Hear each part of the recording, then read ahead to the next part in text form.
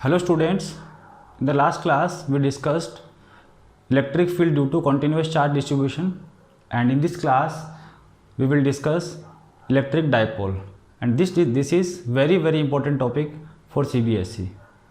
So first of all, what is electric dipole and what is the definition? तो definition हमने यहाँ पर लिखी है। इलेक्ट्रिक डायपोल की डेफिनेशन क्या होती है, तो सबसे पहले आसान भाषा में आप ये देखिए कि इलेक्ट्रिक डायपोल क्या होता है।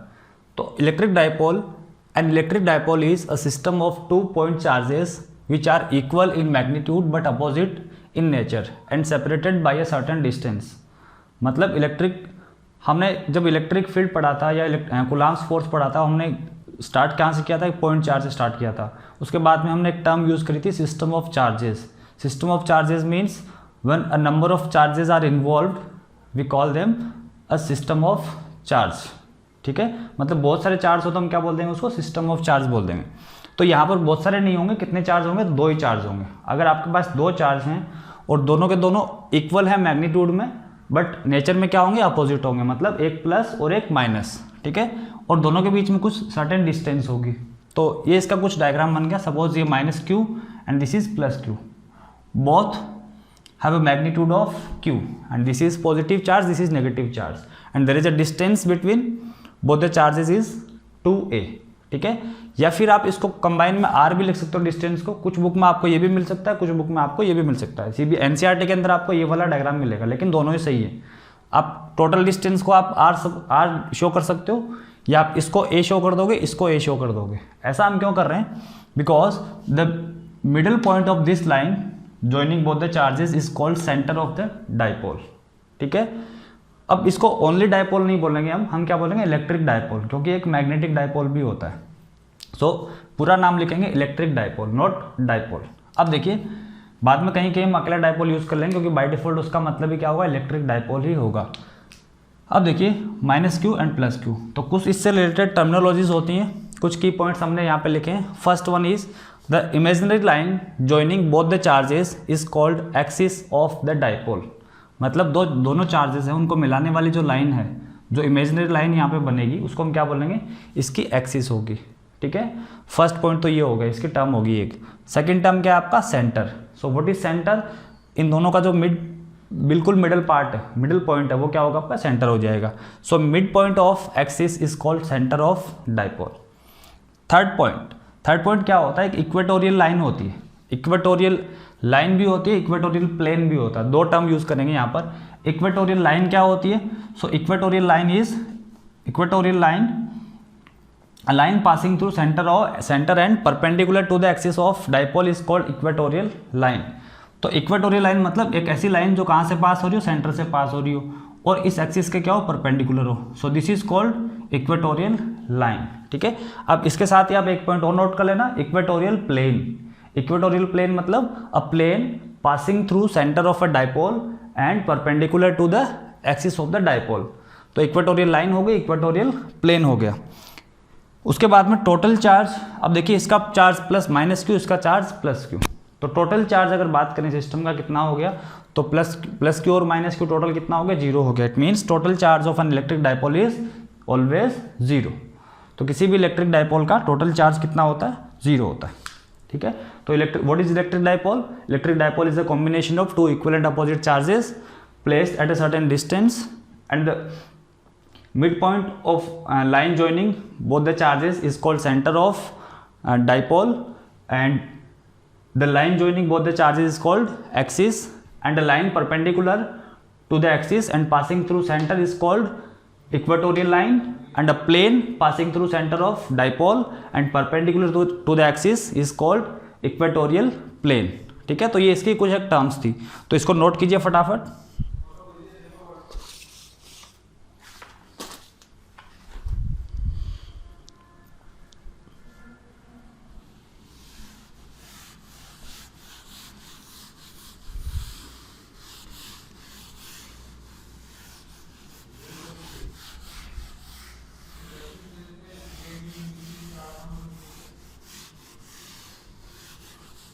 अब नेक्स्ट टर्म जो हम पढ़ेंगे इसी के अंदर, इलेक्ट्रिक डायपोल के अंदर, that is electric dipole moment, electric dipole moment, या फिर बाय डिफ़ॉल्ट अब आगे चैप्टर में हम क्या बोलेंगे, डाइपोल मोमेंट के नाम से इसको बोल देंगे, electric dipole moment. Electric dipole moment is, इसको भी डिफाइन करना पड़ेगा। पहली बात, इसको किससे डिनोट करते हैं, तो it is denoted by P and this is a vector quantity, so it can also be denoted as P vector. जैसे इलेक्ट्रिक फील्ड को हम E से भी डिनोट करते हैं और वेक्टर में E वेक्टर से, तो ये P भी हो सकता है और P वेक्टर भी हो सकता है, because it is a vector quantity. अब देखिए वेक्टर क्वांटिटी क्यों होती है सब कुछ समझेंगे यहाँ पर, लेकिन होता क्या है electric dipole. So suppose this is an electric dipole, charge -q, charge +q, and there is a distance between both the charges is 2a. This is a, this is a, this is center of the dipole. So electric dipole is the product of, electric dipole is the product of magnitude of one charge and the distance between both the charges. मतलब इन दोनों में से किसी एक का magnitude ले लो और into दोनों के बीच में जो डिस्टेंस है उसको मल्टीप्लाई करोगे आप, तो आपको क्या मिलेगा, मैग्नेटिक डाइपोल मोमेंट मिलेगा। ठीक है, सो it is the product of, it is the product, एक बार वेक्टर हटा दो इसका, it is the product of magnitude of either one charge and distance between both the charges। ठीक है, तो यहाँ से जो आपका P आएगा, P की वैल्यू कितनी होगी, P की वैल्यू होगी, मैग्नीट्यूड किसी एक का लेना है, मतलब सीधी बात है, इसका मैग्नीट्यूड कितना है, Q है, इसका मैग्नीट्यूड कितना है, Q ही है, क्योंकि माइनस को हटाना पड़ता है मैग्नीट्यूड में, तो मतलब Q लेना है आपको, Q इंटू डिस्टेंस कितनी है, 2a। अगर आप टोटल डिस्टेंस R सपोज करते हो तो इंटू आपको क्या करना पड़ेगा, R करना पड़ेगा, so Q into 2a, so P is equal to 2QA। So this is the value of electric dipole moment. It is the product of magnitude of one charge and the distance between both the charges. So this is a physical quantity. अब देखो इसकी unit क्या होगी, अगर बात करें unit की, तो यूनिट यहाँ से क्या हो जाएगी, 2 इज कांस्टेंट, नंबर, Q क्या होगा, coulomb metre, so coulomb into metre, so this is the unit coulomb into metre. अगर डायमेंशंस की बात करोगे तो डायमेंशंस क्या हो जाएंगे, कूलाम क्या होता है, कूलाम आपने देखा होगा Q equals to I into T, और L का क्या हो जाएगा आपका, metre, so L1 T1 and A1 for ampere. ठीक है, एम्पियर इंटू टाइम क्या हो गया आपका Q हो गया, और L क्या हो गया, मीटर हो गया, तो L1 T1 A1। So this is electric dipole moment. Next one is electric dipole moment is a vector quantity. Electric dipole moment is a vector quantity. It is a vector quantity and its direction. अब वैसे तो इसकी direction हम कुछ भी ले सकते हैं, बट बाय कन्वेंशन हम एक डायरेक्शन फिक्स कर देते हैं. So by convention its direction is taken as from minus charge to plus charge. ठीक है, तो ये माइनस चार्ज है और ये प्लस चार्ज है, मतलब पी वेक्टर क्या होगा आपका पी वेक्टर इस डायरेक्शन में होगा. इस बात का ध्यान रखना, पी वेक्टर इस डायरेक्शन में होगा. ठीक है, पी वेक्टर इस डायरेक्शन में होगा. तो अगर आपको पी का फॉर्मूला लिखना है तो आप क्या लिख दोगे, पी का फॉर्मूला. तो पी का अगर पी वेक्टर का फॉर्मूला आपको लिखना है तो 2QA, ये तो पी की वैल्यू हो गई. वेक्टर के लिए हम क्या करते हैं, डायरेक्शन भी लगानी पड़ेगी. तो सपोज जो ए है यहाँ पर 2A है, उसकी डायरेक्शन इस तरफ मान लेते हैं हम, तो इसके ऊपर आप क्या लगा दोगे, वेक्टर लगा दोगे, क्योंकि आपको ए कैप से मल्टीप्लाई करना पड़ेगा और ए कैप से मल्टीप्लाई करोगे तो ए इंटू ए कैप क्या हो जाएगा, ए वेक्टर हो जाएगा. सो this is the vector form of electric dipole moment. ये डायरेक्शन होगी, ध्यान रखना -2 प्लस की तरफ इसकी डायरेक्शन होगी। ठीक है, तो ये हो गई इलेक्ट्रिक डाइपोल मोमेंट की कुछ इंपॉर्टेंट बातें। नेक्स्ट जो टर्म इस कंसेप्ट जो इसके अंदर आता है वो आता है, हमें निकालना होता है electric field due to this electric dipole. Electric dipole से इलेक्ट्रिक फील्ड हमें निकालना है, तो कोई बड़ी बात नहीं है। इलेक्ट्रिक फील्ड हमने निकाला है, electric field due two point charges हम जानते हैं कितना होता है, KQ/r² at a distance r from the charge. और अगर सिस्टम ऑफ चार्ज हो, मतलब मोर देन 1 पॉइंट चार्जेस हो, तो भी इलेक्ट्रिक फील्ड हम कैसे निकालते हैं, हम निकाल देते हैं कि 2 इलेक्ट्रिक फील्ड निकालेंगे, उनका वेक्टर सम कर देंगे। तो यहाँ भी दो ही तो चार्ज है, तो 2 इलेक्ट्रिक फील्ड होंगे और उनका हम क्या कर देंगे, वेक्टर सम कर देंगे। ठीक है, तो नेक्स्ट टॉपिक आपका होगा electric field due to electric dipole. Electric field due to electric dipole, लेकिन इसमें कहाँ इलेक्ट्रिक फील्ड हमें निकालना है, तो ये आपका सपोज ये डाइपोल है आपका, this is -q charge and this is +q charge.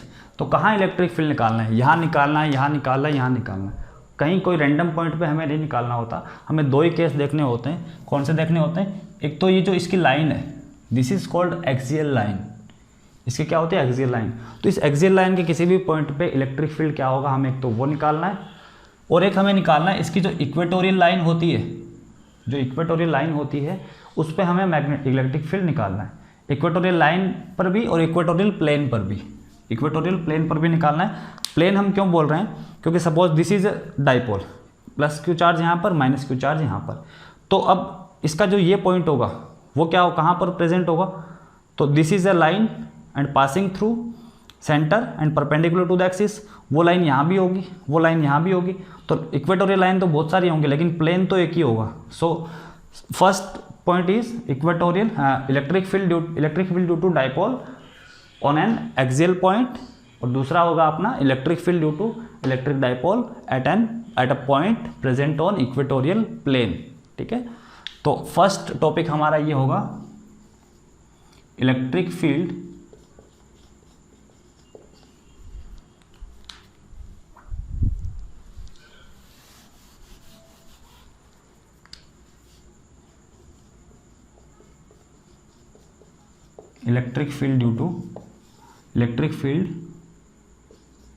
due to an electric dipole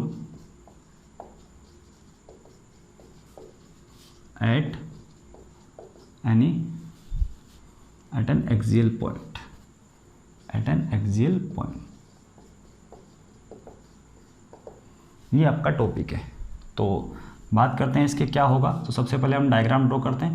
so this is electric dipole, there is a negative charge q is placed here and there is a positive charge +q is placed at this point. Let's suppose this is the center of the dipole and this is a distance a and this is also distance a. The total distance between both the charges is 2a. Let's suppose there is a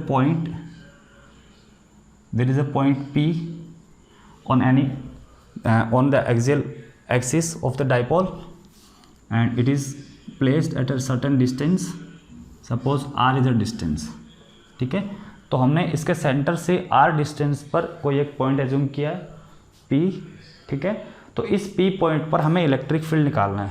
अब आप लोग इतना तो जानते हो कि यहाँ पर इलेक्ट्रिक फील्ड कितने आएंगे, there will be 2 electric fields due to +q charge and due to -q charge. Clear, तो due to +q charge there will be an electric field in this direction and due to -q charge there will be an electric field in this direction. Clear?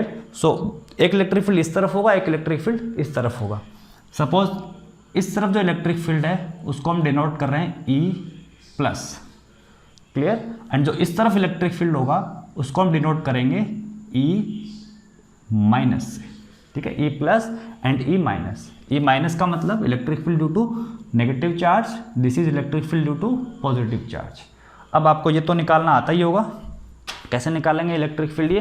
तो यहाँ पर आप देखोगे इस point से यहाँ पर इलेक्ट्रिक फील्ड निकालेंगे, ये होगा, इससे निकालेंगे ये आएगा, और इसकी डायरेक्शन ये है, इसकी डायरेक्शन ये है। तो वेक्टर सम करेंगे मतलब दिस माइनस दिस। अब यहाँ देख के बताओ ये बड़ा होगा ये बड़ा होगा। अगर बात करें मैग्नीट्यूड की तो मैग्नीट्यूड इसका बड़ा होगा, क्योंकि both the charges are equal in magnitude, but this distance is smaller than this distance.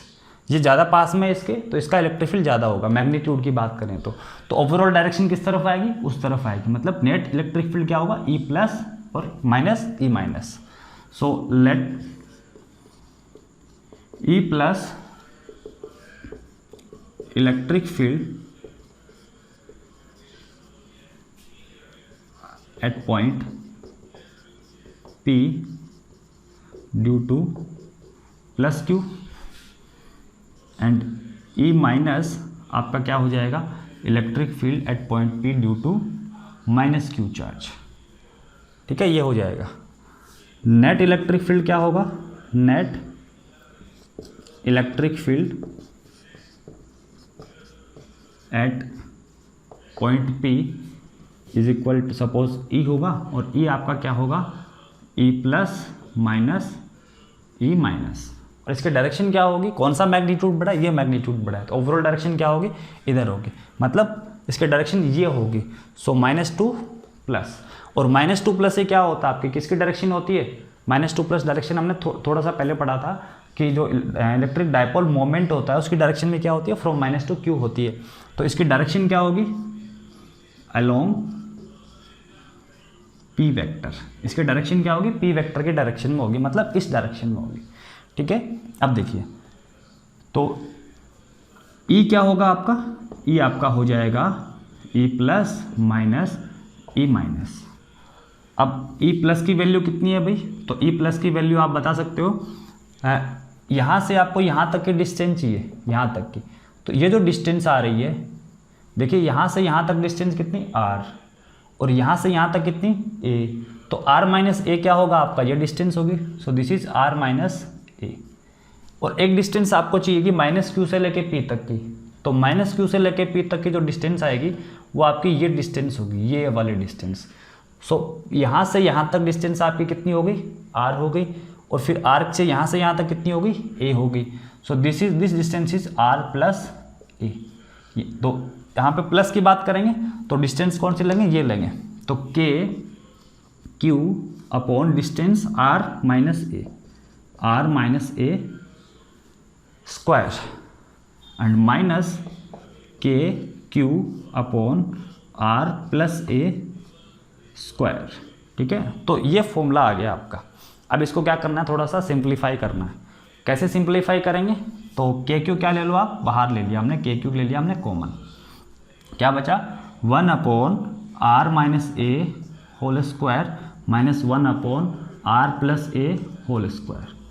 क्या एलसीएम आएगा, इनमें कोई कॉमन फैक्टर नहीं है, तो एलसीएम क्या होगा, दोनों का प्रोडक्ट ही आ जाएगा। ठीक है, तो दोनों का प्रोडक्ट ही एज ए एलसीएम हम यहाँ पर लिख देंगे। तो कहाँ तक दिख रहा है, इसको हम ऊपर स्टार्ट करेंगे, ये वाला पोर्शन हमें हटाना पड़ेगा। चलो कौन सा हटाएं, ऊपर का हटा देते हैं। ठीक है, अब आगे देखिए, आगे क्या होगा, जो E की वैल्यू आपके आएगी, E की वैल्यू में आप कॉमन क्या लोगे, कॉमन आपको लेना पड़ेगा, कॉमन तो ले लिया हमने, सो KQ, और नीचे आप क्या लोगे, नीचे इन दोनों का प्रोडक्ट आपका एज ए एलसीएम आ जाएगा। So R minus a square and R plus a whole square. ठीक है, अब देखिए अगर इससे इसमें डिवाइड करेंगे तो R प्लस ए का होल स्क्वायर बचेगा, 1 से मल्टीप्लाई करेंगे तो R प्लस ए का होल स्क्वायर यहाँ पर बच जाएगा, तो R प्लस ए का होल स्क्वायर माइनस, फिर आपका इससे आप इसको डिवाइड करोगे नीचे वाले को तो R माइनस ए का होल स्क्वायर बचेगा, 1 से मल्टीप्लाई करोगे तो भी क्या होगा, R माइनस ए का होल स्क्वायर ही यहाँ पर बचेगा। अब इसकी वैल्यू क्या होगी, तो हम ऊपर वाले को क्या करेंगे, एक्सपेंड करेंगे, तो ये क्या होगा आपका R square plus a square, R square plus a square plus 2AR, और माइनस, और इसका ब्रैकेट में R square plus a square minus 2AR।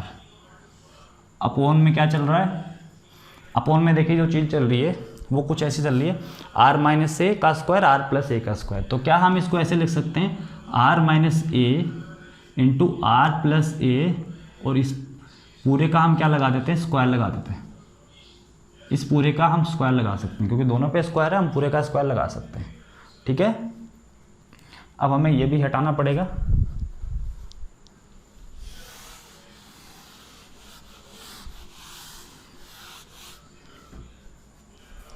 तो अब देखिए यहाँ पर ये वैल्यू आएगी आपकी के क्यू, ऊपर क्या होगा, जैसे हम ये ब्रैकेट खोलेंगे माइनस का आर स्क्वायर इससे कैंसिल आउट हो जाएगा, माइनस का ए स्क्वायर इससे कैंसिल आउट हो जाएगा, और माइनस 2ar माइनस से मल्टीप्लाई होगा प्लस 2ar हो जाएगा, और एक 2ar ऑलरेडी प्रेजेंट है, तो 4ar आपका ऊपर बचेगा न्यूमरेटर में, 4ar। डिनोमिनेटर में देखिए r minus a into r plus a can be written as are square minus a square, so it is r square minus a square and whole square. ठीक है, ये आपका एक्सप्रेशन बन गया। अब क्या करते हैं, जो के क्यू है उसको अंदर ले जाते हैं एक बार, के क्यू को हम अंदर ले जाएंगे तो ये बचेगा 4k q a r upon r square minus a square whole square, ये टर्म बच गई यहाँ पर। ठीक है, अब यहाँ पर क्या है, हमने देखा था इलेक्ट्रिक डायपोल मोमेंट क्या होता है, तो इलेक्ट्रिक डायपोल मोमेंट आपका P होता है 2a इंटू क्यू। ठीक है, ये चीज़ हमने देखी थी। क्या यहाँ पर कोई P बन रहा है, 2aq बन रहा है, बिल्कुल। अगर इसमें से हम 2 इंटू 2 लिखें और एक 2 को हम इन दोनों के साथ चिपका दें, ठीक है, मतलब अगर हम इसको ऐसे लिख दें कि 2 आपका एक तो 2 हो गया, 2k को हमने अलग रख लिया, और एक जो 2 था उसको यहाँ रख दिया हमने 2qa। ठीक है, और यहाँ हमने r लगा दिया, और ये हो गया आपका r square minus a square whole square. So 2qa can be written as p। तो ये वैल्यू आपकी आ गई 2kp r upon r square minus a square. ठीक है, और होल स्क्वायर, ये एक्सप्रेशन आपका आ गया। So electric field at an axial point of an electric dipole is given as 2kpr upon r square minus a square to the whole square. ये आपका expression बन गया फाइनल, जो जनरल फॉर्मूला है वो आपका बन गया। अब देखिए ये आपका इलेक्ट्रिक फील्ड कितना आ गया भाई, इलेक्ट्रिक फील्ड आ गया आपका 2kpr upon r square minus a square whole square, ये आ गया। और इसकी डायरेक्शन क्या थी, ये तो हो गया आपका मैग्नीट्यूड फॉर्मेट में। अगर इसी को आपको लिखना हो वेक्टर फॉर्मेट में तो क्या होगा, तो वेक्टर फॉर्मेट के लिए इसकी डायरेक्शन से मल्टीप्लाई करना पड़ेगा, और डायरेक्शन किधर होती है, तो हमने अभी भी देखा पी की डायरेक्शन में होता है, और पी की डायरेक्शन में आप क्या कोई आपको यूनिट वेक्टर पता है, बिल्कुल पी का अगर पी कैप से मल्टीप्लाई कर दें तो क्या होगा आपका, ये इसकी डायरेक्शन लग जाएगी, मतलब पी कैप से मल्टीप्लाई करें तो क्या हो जाएगा, पी वेक्टर हो जाएगा। सो E vector 2kp vector 2kr लिख दो, 2kr p vector upon r square minus a square whole square. This is the vector form of this electric field. ठीक है, ये जो फॉर्मूले हैं वो क्या फॉर्मूले हैं, जनरल फॉर्मूले हैं। ये क्या है, ये जनरल फॉर्मूले हैं। ठीक है, अब इसके अंदर हम कुछ स्पेशल केस करते हैं। स्पेशल केस क्या करते हैं, लेट्स सपोज जो पॉइंट P था वो बहुत ही ज़्यादा डिस्टेंस पे अगर हो, मान लो ज़्यादा डिस्टेंस पे हो, तब क्या होगा, तो तब हम स्पेशल केस यूज़ करेंगे। मतलब कैसे, इसके बाद में स्पेशल केस क्या होगा आपका, स्पेशल केस होगा when r is very very greater then a, r is very very greater then a और r is very very greater then 2a। आप कुछ भी बोल सकते हो, r is very very greater then 2a, मतलब जो r डिस्टेंस थी जहाँ पर हमें इलेक्ट्रिक फील्ड निकालना है, वो दोनों चार्जेस के बीच में जो डिस्टेंस है उससे कहीं ज़्यादा दूर है। ठीक है, मतलब अगर ये चार्ज है, मान लो ये आपका डाइपोल है, प्लस चार्ज और माइनस चार्ज, और मुझे इलेक्ट्रिक फील्ड निकालना है मान लो थोड़ी सी दूर, सपोज 5 मीटर पे 10 मीटर पे कुछ है, तो वो बहुत ज़्यादा डिस्टेंस हो जाएगी। इस कंडीशन में अगर आपका आर स्क्वायर बहुत बड़ा है 2a से, तो आपको ये बात तो पता चल गई होगी कि r square will be very very less than 2a, या फिर r square r is also very very less than a। ठीक है, तो r अगर a से बहुत बड़ा है, इसका मतलब आर स्क्वायर होगा वो तो a स्क्वायर से तो और बड़ा होगा स्क्वायर करने से। ठीक है, तो इस कंडीशन में अगर आर स्क्वायर a स्क्वायर से बहुत बड़ा है तो हमें पता है r square minus a square, अगर आर स्क्वायर में से हम ए स्क्वायर को हटा भी देते हैं तो क्या वैल्यू बचेगी यहाँ पर, इसलिए ऑलमोस्ट किसके इक्वल होगा, आर स्क्वायर के इक्वल ही होगा। मतलब एक बहुत बड़ी वैल्यू में से अगर हमको छोटी सी वैल्यू हटा दें, बहुत छोटी सी वैल्यू, तो वो वैल्यू उतनी ही बच जाएगी यहाँ पर। So R square minus a square can be written as are square approximately. ठीक है, तो इससे आपका इलेक्ट्रिक फील्ड पे क्या फ़र्क पड़ेगा, तो देखिए r square minus a square, यहाँ पर हमें ये नहीं बोलना है कि हमने ए को जीरो कर दिया है, ए को हमने जीरो नहीं किया है, इस बात का ध्यान रखना। हम ये बोल रहे हैं कि ये ऑलमोस्ट जीरो के इक्वल है। अगर आपको ये बात पता है, अगर मैं बोलूँ अगर इसको जीरो कर दोगे आपको ये लग रहा होगा ए को जीरो कर दिया, अगर ए को जीरो कर देंगे तो नीचे आर स्क्वायर बचेगा डेफिनेटली, बट आप ये बोलोगे कि ये भी इंटू जीरो कर दिया तो फिर ये तो ई पूरा ही जीरो हो गया। हम ए को जीरो नहीं कर रहे, हम इतना बोल रहे हैं कि भाई जीरो अगर किसी में से माइनस कर रहे हैं तो कोई फ़र्क नहीं पड़ता। अगर जीरो किसी नंबर में ऐड करो या सब्ट्रैक्ट करो कोई फ़र्क नहीं पड़ेगा, लेकिन मल्टीप्लाई करने पे जीरो का बहुत इफेक्ट पड़ता है। तो हम क्या बोल रहे हैं, हम ये बोल रहे हैं जीरो से माइनस करने में कुछ फ़र्क नहीं पड़ रहा। तो ई क्या होगा आपका, ई हो जाएगा 2kpr upon r square minus a square can be written as only r square, और आर स्क्वायर की होल स्क्वायर करेंगे तो ये आर की पावर 4 होगी, तो ये आ जाएगा आपका 2kp upon r cube, 2kp upon r cube. तो E की वैल्यू आएगी आपकी 2kp अपॉन आर क्यूब। और अगर वेक्टर फॉर्मेट में लिखना हो तो वेक्टर में हम कैसे लिखेंगे, so E vector can be written as 2kp vector upon r cube, क्योंकि इसकी डायरेक्शन क्या होती है, P वेक्टर की डायरेक्शन में होती है। तो ये स्पेशल केस है। ठीक है, लगभग आपके क्वेश्चंस यहाँ इससे ही पूछे जाते हैं, जनरल फॉर्मूले से क्वेश्चंस बहुत कम पूछे जाते हैं, लेकिन आपको ये फॉर्मूला भी आपको याद रखना है। ठीक है, तो ये हो गया आपका expression electric field due to an electric dipole at an axial point. इसको नोट कीजिए फटाफट।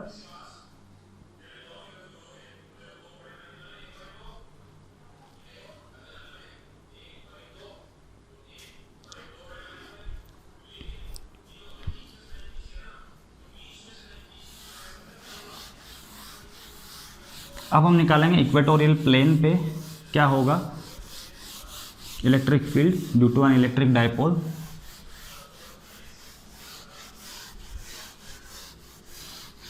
सो next topic is electric field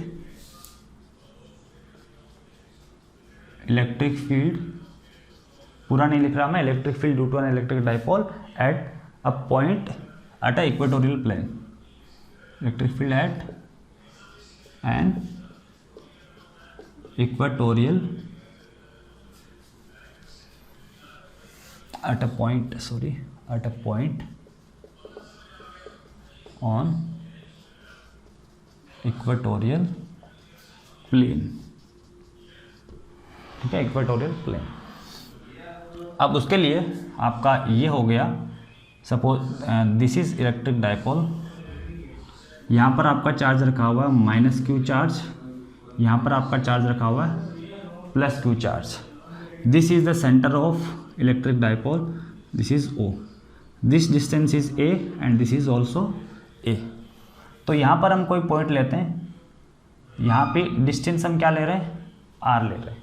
ठीक है, जो पॉइंट P हमारा यहाँ पर इस पर हम पॉइंट क्या ले रहे हैं, पॉइंट P ले रहे हैं, and this point P is at a distance of small r from the centre of dipole. Previous derivation में जो P पॉइंट था वो at a distance of R ही था, वो भी कहाँ से डिस्टेंस हमने मेजर करी थी, सेंटर से मेजर करी थी। इसका बात का ध्यान रखना, डिस्टेंस हम कहाँ से लेते हैं, सेंटर से लेते हैं, दिस इज द सेंटर। तो यहाँ पर इलेक्ट्रिक फील्ड निकालना है। अगेन वही बात है, यहाँ पर कितने इलेक्ट्रिक फील्ड होंगे, 2 इलेक्ट्रिक फील्ड होंगे, एक इस प्लस क्यू चार्ज की वजह से और एक इस माइनस क्यू चार्ज की वजह से। इस प्लस क्यू चार्ज की वजह से जो इलेक्ट्रिक फील्ड होगा उसकी डायरेक्शन आप लोगों को पता होगी, उसकी डायरेक्शन क्या होगी, उसकी डायरेक्शन ये वाली होगी।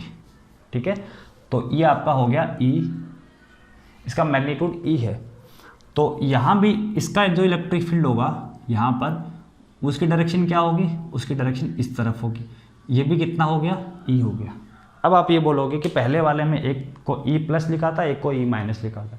क्यों लिखा था, क्योंकि दोनों के मैग्नीट्यूड अलग अलग थे, दोनों चार्जेस तो सेम थे बट डिस्टेंस दोनों की क्या थी, अलग अलग थी। लेकिन यहाँ पर दोनों चार्जेस के मैग्नीट्यूड सेम है दोनों की P पॉइंट से डिस्टेंस भी सेम है, तो दोनों इलेक्ट्रिक फील्ड का मैग्नीट्यूड भी क्या होगा, सेम होगा, इसलिए हमने इसको भी E लिखा है, इसको भी हमने E लिखा है। ठीक है, अब यहाँ पर हमें इस एंगल की भी जरूरत पड़ेगी। Suppose this angle is theta, अगर ये थीटा तो ये भी क्या होगा, थीटा होगा। ठीक है, और अब देखिए ध्यान से, ये हो गया आपका E, ये हो गया E, कोई दिक्कत नहीं है यहाँ पर। अगर ये एंगल थीटा है, ये एंगल थीटा है, तो यहाँ से आपको एक प्रॉपर्टी पता होगी, एक्सटीरियर एंगल प्रॉपर्टी।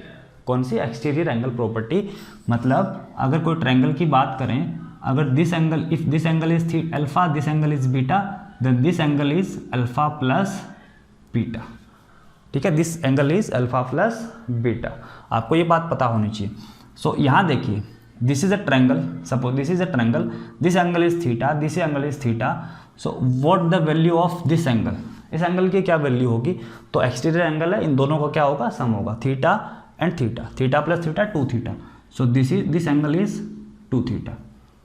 अब हमने आपको एक बात और बताई थी कि अगर दो वेक्टर जिनका मैग्नीट्यूड सेम हो, किसी एंगल 2 थीटा पे हो, तो उनका जो नेट जो वेक्टर आएगा वो क्या होगा, उसका फॉर्मूला होता है, हमने एफ के फॉर्मेट में देखा था, ए के फॉर्मेट में देखा था, कुछ ये बात पढ़ी थी हमने। अगर इस तरफ ए है, इस तरफ ए है, तो इसका मैग्नीट्यूड जो आएगा, सपोज यहाँ पर आपका क्या है, थीटा है, तो ये आएगा 2a cos थीटा बाई 2। हमने एक बात पढ़ी थी। और अगर ये थीटा और ये दोनों थीटा थीटा हो, तो यहाँ पर क्या आ जाएगा, थीटा आएगा, क्योंकि 2 थीटा अपॉन 2 थीटा आएगा। तो इन दोनों का रिजल्टेंट, हमें वेक्टर सम करना है, तो इन दोनों का जो रिजल्टेंट होगा वो किस तरफ होगा, वो इस तरफ होगा, बिल्कुल बीचों बीच आएगा। मतलब ये एंगल भी, ऊपर वाला भी क्या हो जाएगा, थीटा हो जाएगा, और नीचे वाला भी क्या होगा, थीटा होगा, ऊपर वाला भी थीटा होगा। ठीक है, अगर आपको ये प्रॉपर्टी पता नहीं, आप ऐसे भी बता सकते हो। एक पैरेलल लाइन आप ड्रॉ कीजिए, फिर आपको पता चलेगा ये आपका जेड बन रहा है, तो this angle is theta and this is theta. और फिर उसके बाद ये दोनों पैरेलल लाइन है, ये लाइन एक तीसरी लाइन हो गई, तो ये थीटा, तो ये भी थीटा। ठीक है, आप ऐसे भी कर सकते हो, कोई दिक्कत नहीं है। तो ये कितना होगा, ये होगा आपका 2e cos थीटा। कैसे आया, सो 2e cos total angle upon 2, total angle upon 2, कुछ करना नहीं है। ठीक है, एक दूसरा तरीका भी आपको बताया जाता है, वो तरीका क्या होता है, वो तरीका भी आसान होता है, कोई टफ वो नहीं होता। Suppose this is theta, this is theta, ये आपका ए, ये आपका ए, इस ए के दो कंपोनेंट कर लीजिए, इधर वाला कंपोनेंट ए कोस, इधर वाला ए साइन, इसके दो कीजिए, इधर वाला आपका बोलेंगे ए साइन, इधर वाला क्या होगा, ए कोस।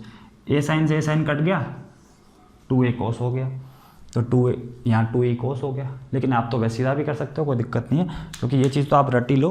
अगर दो वेक्टर सेम मैग्नीट्यूड के थीटा एंगल पर हों, तो उनका जो मैग्नीट्यूड आता है वो 2a कोस थीटा बाई 2 आता है। अगर दोनों एंगल थीटा थीटा हो, मतलब 2 थीटा हो, तो 2a कोस थीटा आएगा। ठीक है, इस झंझट में आपको पढ़ना ही नहीं है। अब देखिए ध्यान से यहाँ पर, तो इतनी बात तो पता चल गई, इलेक्ट्रिक फील्ड क्या होगा, 2e cos थीटा होगा। अब यहाँ लिख रहे हैं हम, let E magnitude of electric field due to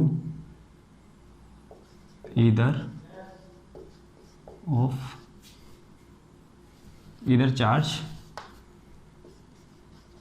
क्योंकि दोनों से क्या होगा आपका मैग्नीट्यूड क्या आएगा, सेम आएगा, E आएगा। तो अब बताइए E की वैल्यू क्या आएगी, E की वैल्यू क्या होगी। तो E की वैल्यू के लिए सपोज ये आपका A है, ये आपका R है, और हम पॉइंट लिख देते हैं। ये पॉइंट आपका A बोल दिया, इस पॉइंट को हम क्या बोल रहे हैं, B पॉइंट बोल रहे हैं। ये आपका A, ये आपका B, and this is point B। तो इसके ड्यू टू दिस चार्ज यहाँ पर इलेक्ट्रिक फील्ड क्या होगा, तो KQ upon R square. R square मतलब यहाँ से यहाँ के डिस्टेंस का स्क्वायर, और यहाँ से यहाँ के डिस्टेंस मतलब PB का स्क्वायर। ठीक है, इसमें कोई दिक्कत आपको नहीं होनी चाहिए। अगेन KQ अपॉन, अब देखिए आपको यहाँ से पता चल रहा होगा कि PB स्क्वायर क्या होगा।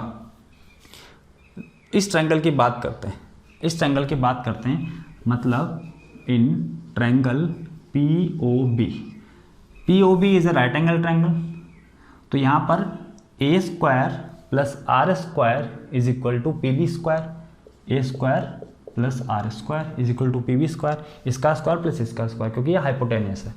तो इन ट्रायंगल POB हम लिख देंगे P B square is equal to a square plus are square. P B square की वैल्यू हमने यहाँ पर रख दी है, क्या आई आपकी a square plus are square,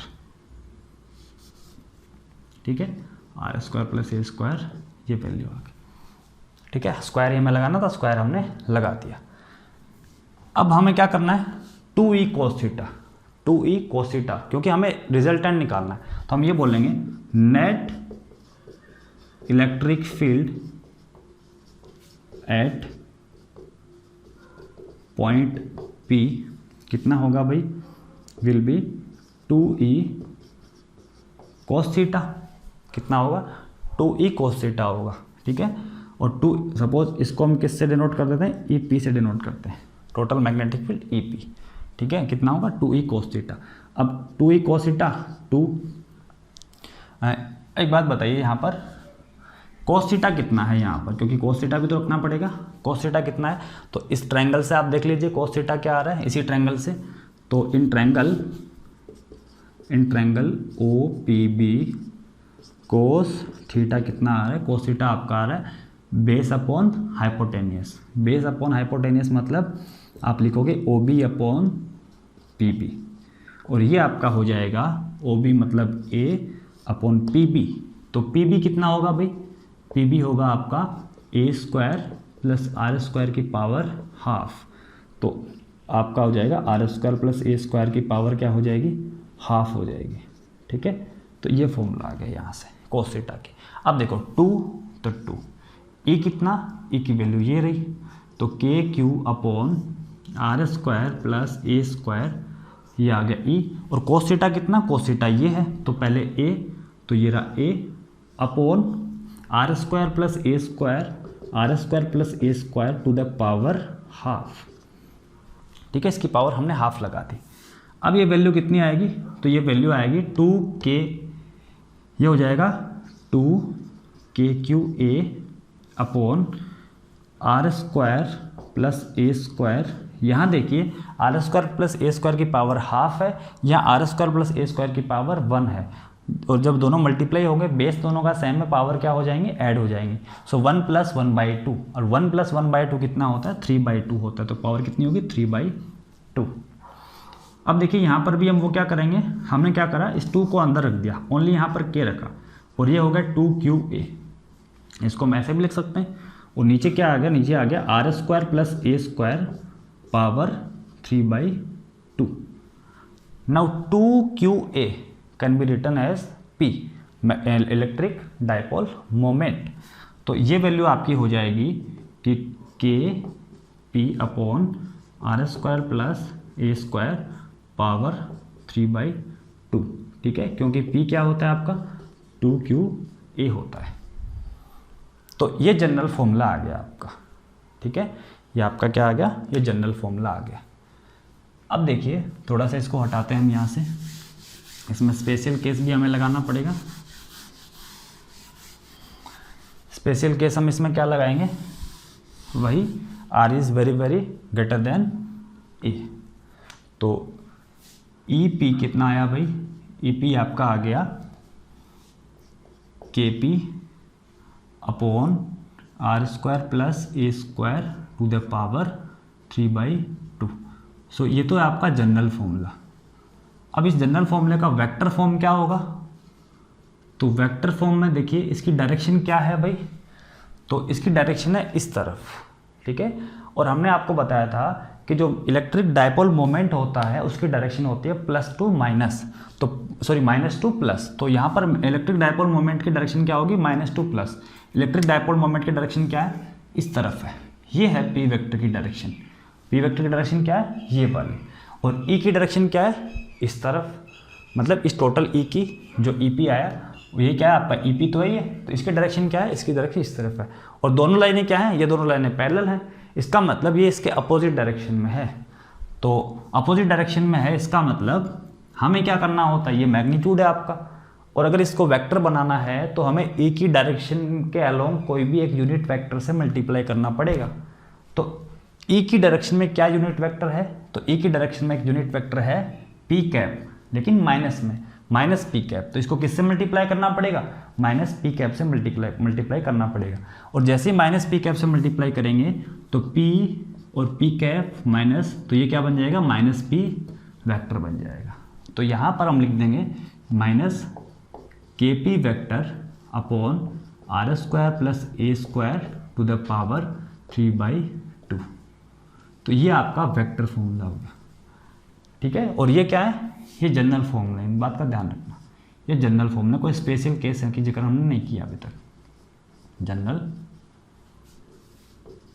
फॉर्मूले, ठीक है, ये जनरल फॉर्मूला है। इसके बाद हम बात करते हैं स्पेशल केस की। स्पेशल केस में हम क्या करते हैं, when R is very very greater than a, और उस कंडीशन में क्या होगा, आर स्क्वायर बहुत बड़ा होगा किससे, ए स्क्वायर से। तो आर स्क्वायर, अगर ए स्क्वायर से आर स्क्वायर बहुत ही बड़ा है तो उसमें ए स्क्वायर ऐड करो चाहे सब्ट्रैक्ट करो, कोई फर्क नहीं पड़ेगा।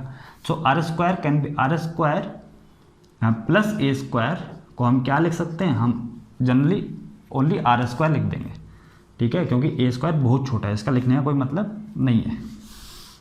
जैसे ये वैल्यू हम रखेंगे यहाँ पर, तो ई कितना आएगा भाई, ई पी की वैल्यू कितनी आएगी, तो इस फॉर्मूला से देखिए ये वैल्यू आएगी के पी अपॉन आपका हो जाएगा आर स्क्वायर और पावर कितना 3/2, मतलब k p upon r cube, 3/2 into 2। तो ई पी कितना आ गया भाई, तो ई पी आपका आ गया यहाँ पर के पी अपॉन आर क्यूब, ठीक है।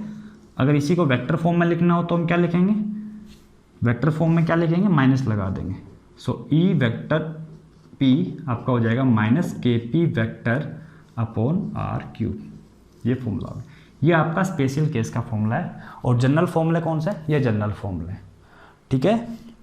अब देखिए यहाँ पर जो हमने एक्सियल पॉइंट पे देखा था, वहाँ पर स्पेशल केस के अंदर जो फॉर्मूला आया था, स्पेशल केस के अंदर जो फॉर्मूला आया था वो क्या आया था भाई, वो आपका आया था 2 के पी अपॉन आर क्यूब। और यहाँ कितना आ रहा है, के पी अपॉन आर क्यूब, मतलब यहाँ पर क्या है, जस्ट हाफ है, ठीक है।